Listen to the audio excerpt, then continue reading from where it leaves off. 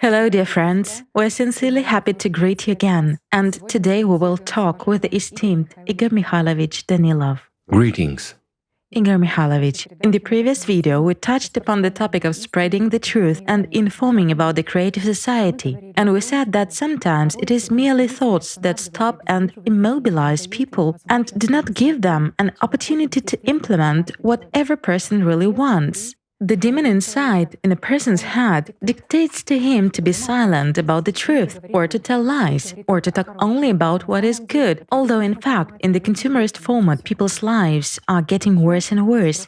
Moreover, I remember a moment at our previous discussion when you said that sometimes the demon also dictates to people to talk about what is good and not to talk about what is bad, because if one talks about something bad, this bad thing actually happens. This is a very important point, and today I would like to begin our conversation exactly with it, because very often people ask us the following questions. Don't we exert influence with our attention by paying attention to bad things, by paying attention to what the climate Cerberus is doing, to those climate disasters which are happening in the world? Don't we influence and intensify the frequency and power of those climate disasters? Perhaps it is necessary to create an egregore of sort of solely positive content, to talk only about prospects, only about the opportunities which open up in the creative society. How can we comment on this? Can we, people, influence the Cerberus and what is happening with the climate in such a way and aggravate climate disasters with our attention like that? Well, let's say, in any case, we, the majority of people, have a deep inner conviction that this can exert an influence.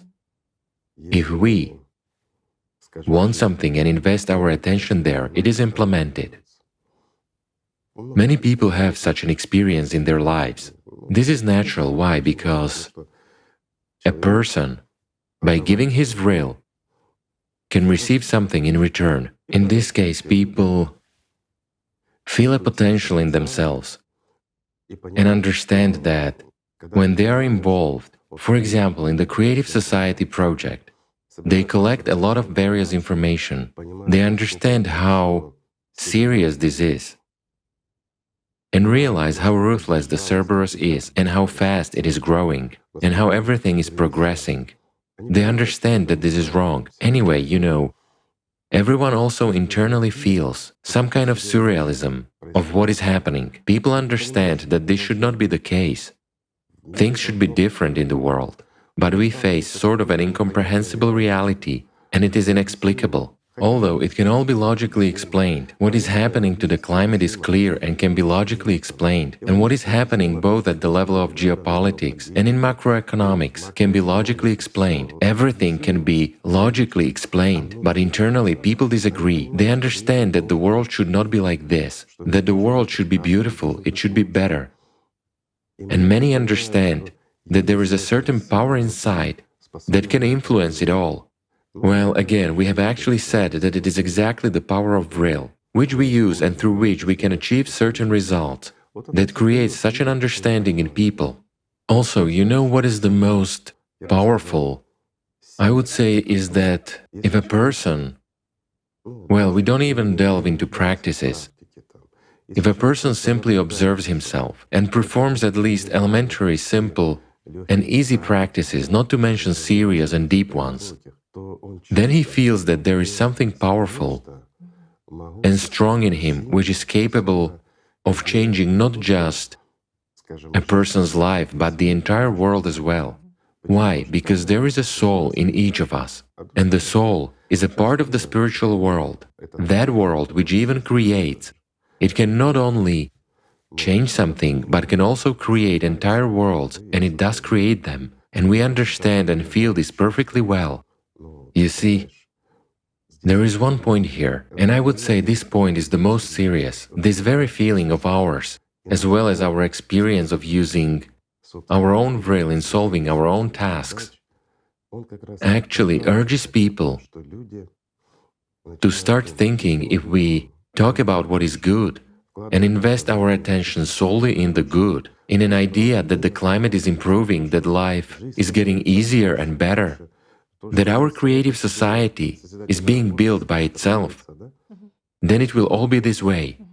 Such an attitude is merely due to a little delusion and ignorance of elementary laws, those laws which are not written in ordinary books or in the legislation of our countries, but the laws on which the entire world is based. And against the Cerberus friends, all our positive thoughts are powerless, although there were cases in history when a foreign army attacked a country. They were coming on ships. The majority of people came out and started praying.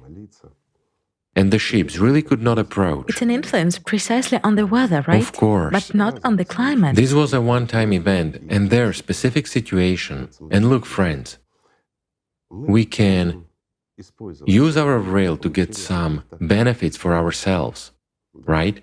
And this is not even magic. But at the same time, all magic is based on the power of rail. As a small group of people, we can solve some of our tasks or use our rail in a small egregore to discover something good. Yet, as a small group of people, we won't be able to use our rail to solve a global task that affects all of humanity. So, in order for us to be able to resist the Cerberus, even if we speak such a metaphysical language, we need unification of the entire humanity. However, if we just sit around and say that everything is fine, everything is wonderful and the climate is getting better, it will not get better. In this case, we will be responsible for those people whom the Cerberus will destroy. Why? Because then we are lying. We are telling lies. We are saying the Cerberus is good, it is retreating, it is diminishing. It is becoming weaker at the time when it is becoming stronger. And those who will be killed through its fault will be on our conscience. But when we tell the truth, we warn people.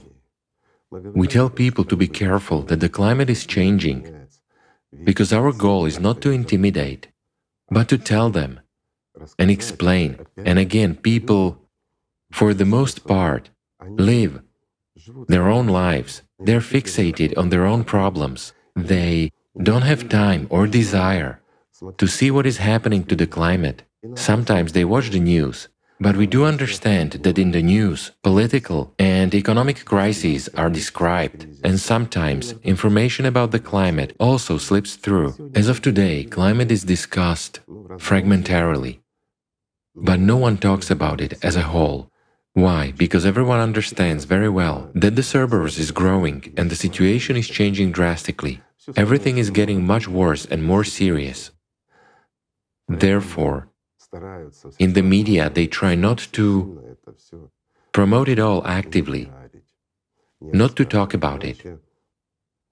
Otherwise, people might really panic. Plus, as of today, humanity cannot radically solve anything. Why? Because we live in the consumerist format. We are divided. Our egregore is torn into small fragments, and it is natural that we are no longer an integral unit. But only jointly will we be able to resist the Cerberus. Whatever one may say, whether we sit about, meditate, or fantasize, while the essence is the same in this case. People cannot influence this way. Whether you meditate, pray, or fantasize, the Cerberus doesn't care. We won't stop him. We will only deceive ourselves and others. That is why I think it is necessary to tell the truth. Yes, we shouldn't frighten people, but if people do not know the truth, they will live in delusion and they will not expect what can happen to them. Well, this way, at least those who hear us become a little bit alert, a little bit more careful. They start listening to the climate, even if they do nothing, and live as they've been living. They become more careful, and in case, God forbid, the Cerberus is at their threshold, they are at least already prepared, because they have already subconsciously figured out the plan of evacuation or escape or where to hide or what to do. This can save their lives, and that's a huge advantage.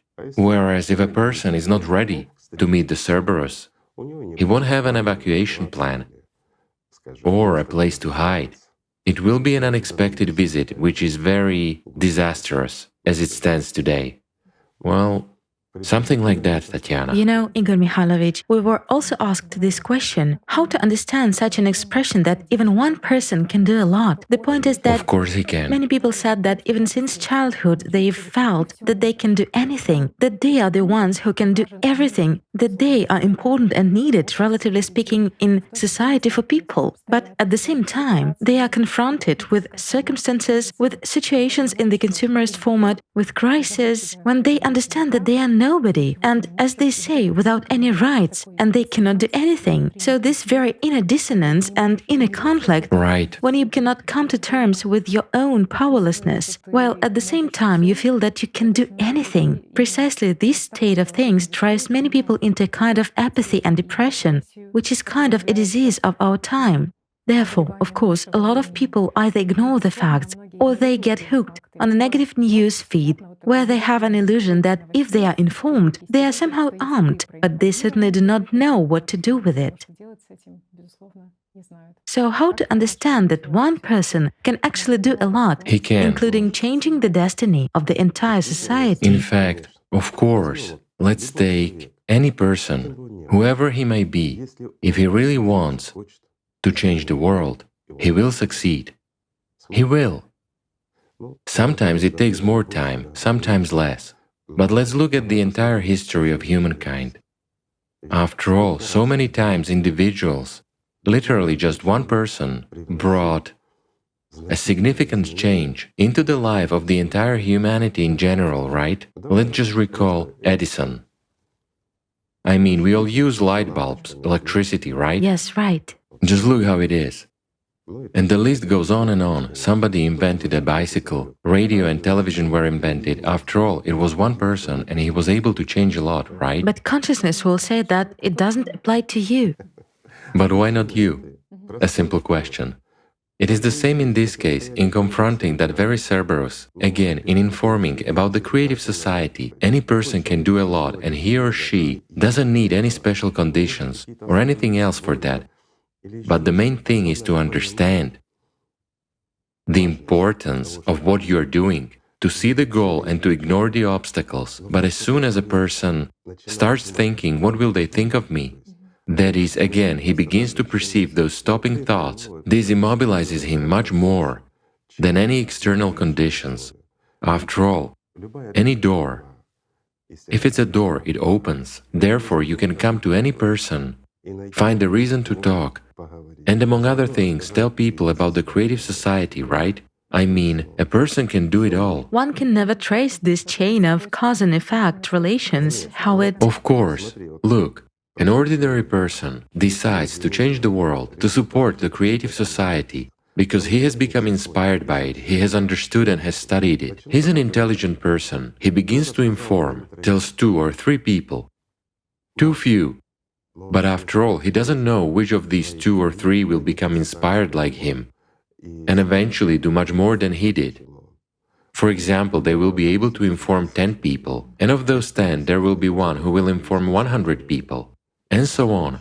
This is possible, isn't it? It is. Well, everything starts with whom? With one person. And he doesn't even see this chain of events. And before long, in a few months, the whole world will already know about it. However, if this person, precisely this person, hasn't taken a step, if he hasn't been able to overcome Satan in himself, to step over Satan who was saying, oh, come on, how will they understand you? They won't, sit still. It's none of your business, let others do that, right?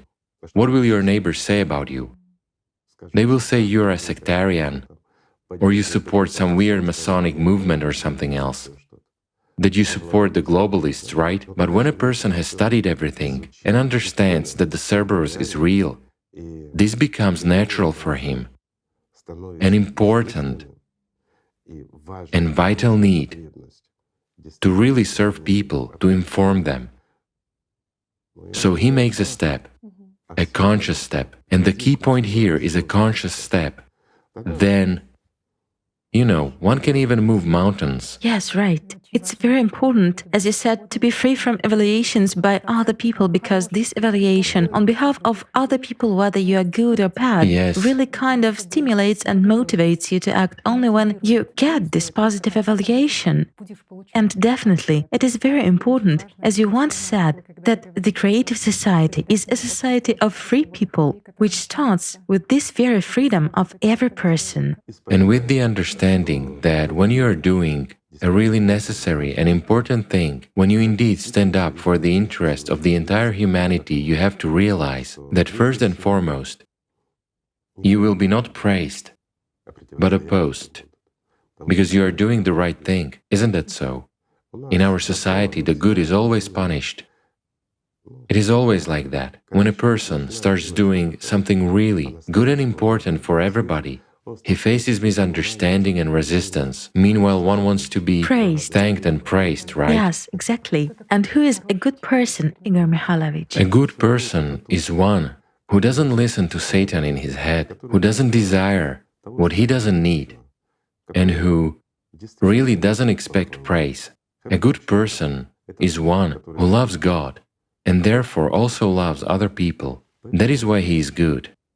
He is good because Satan has no power over him. This is the best criterion to evaluate whether a person is good or bad. One who is free from consciousness. Of course. Well, who is a bad person? One who is actually dependent on the consciousness. A slave of Shaitan. A slave of Shaitan. Whether he wants it or not, you see, there is no such criterion as a good slave or a bad slave. A slave is a slave. If Shaitan controls a person, it means that at any moment this person can still do whatever Satan commands him to do. Whereas if a person is free, well, freedom is first and foremost freedom from Satan's slavery over a person. In other words, when a person is free in spirit, he is free, the devil can no longer command him, so he can already freely distinguish the good from the bad and make a choice. That's the most important point. Then he can do a lot. Thus, we come to an understanding of what freedom is. Freedom is the right to choose, right?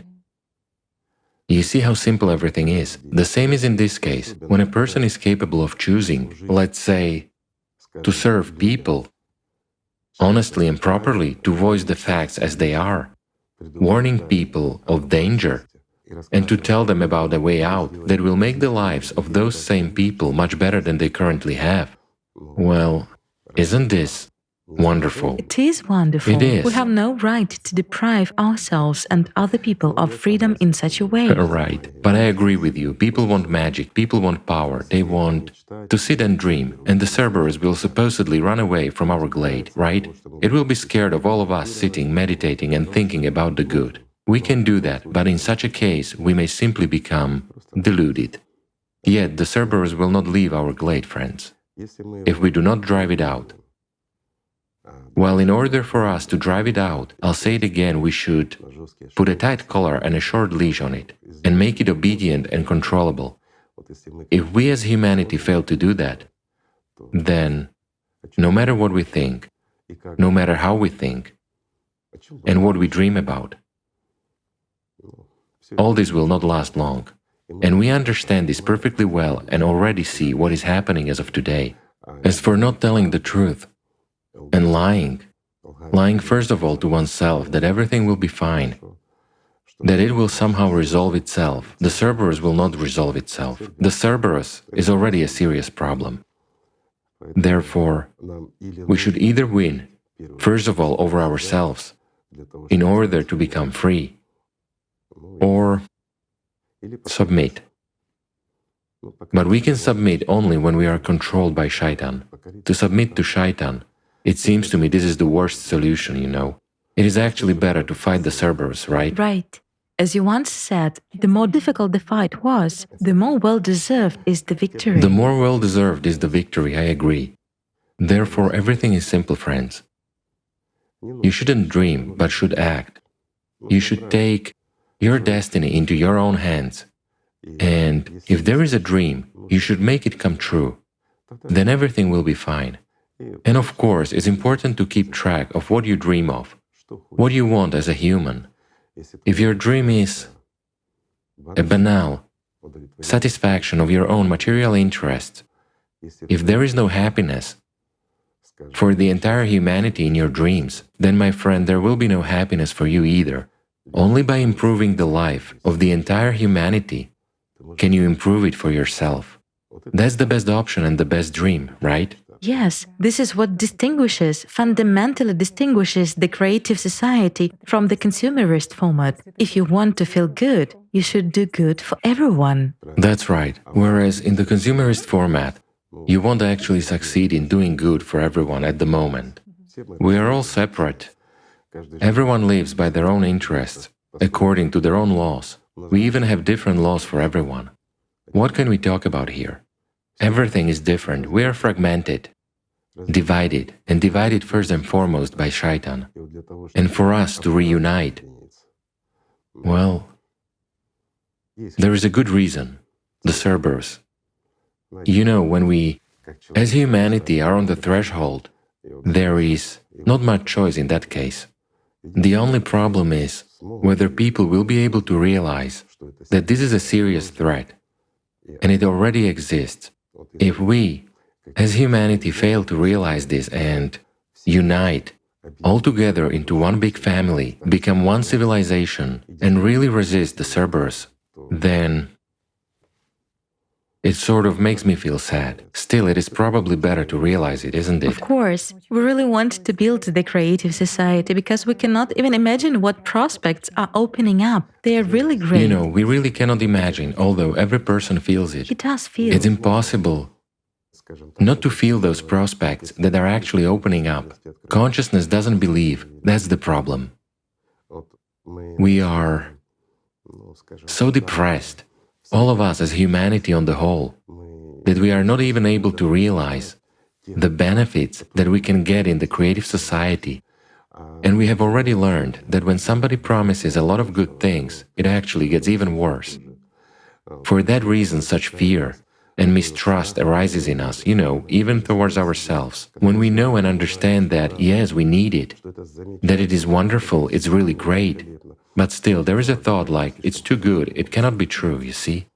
We are slaves to this consumerist format to such an extent, friends, that we don't even trust ourselves in what we can do. Although inside, we sincerely want everyone to always be as happy as possible. Of course. Exceptionally You happy. see, the consumerist format itself forces people to survive in this world, sometimes to act dishonestly against their conscience, whereas in fact everyone wants to live according to their conscience, everyone wants to live honestly with an open, you know, kind of visor, so to say. Without this inner conflict. Of course, the situation itself and the consumerist world itself are such that they force people to be afraid of each other. Let's say, even if you treat other people fairly, you expect them to treat you badly anyway. Whereas the creative society is a world without blinders. I'll put it this way. It means huge opportunities, and you really said the truth. We cannot even imagine what prospects open up for humanity. There is one misunderstanding. On the one hand, we have a beautiful world, while on the other hand, we have the world we are currently in, the one with the Cerberus. And for some reason, people choose this world, because it is habitual, because they are weak, because we are controlled by Shaitan, who shuts our mouths and immobilizes us, saying, let others do it while you sit still. You know, we've got used to it, we have been taught that in case of revolutions or something like that, it's better to sit it out. Nobody knows who will come to power and before whom we'll have to answer.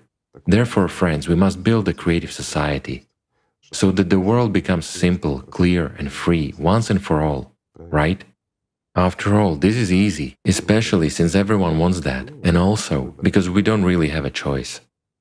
In fact, the creative society is capable of a lot.